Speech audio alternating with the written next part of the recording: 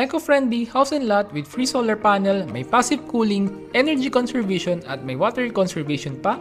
Welcome to Blooms Katmon, San Jose del Monte, Bulacan. We offer both ready for occupancy and pre-selling units.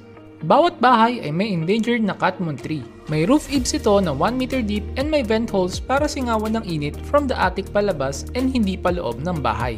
May 1 carport at may service area na pwede mong ipa-extend later on.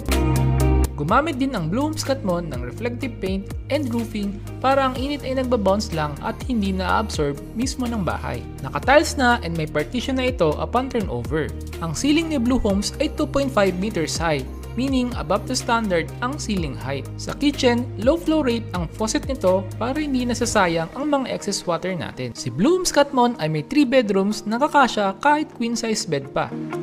Meron itong 2 water saving toilet na may complete fixture. Naka-dual flush na din ang toilet bowl nito. Dito naman nakalagay ang breaker at ang inverter ng solar panel natin since may 4 free solar panel tayo na may 1.84 kilowatt peak na malaking tulong para makasave ng electricity. Sa second floor naman ay may 2 bedrooms and 1 toilet and bath. Bawat kwarto ay may fully openable window with screen na nag-aalaw ng mas maayos na ventilation sa buong bahay.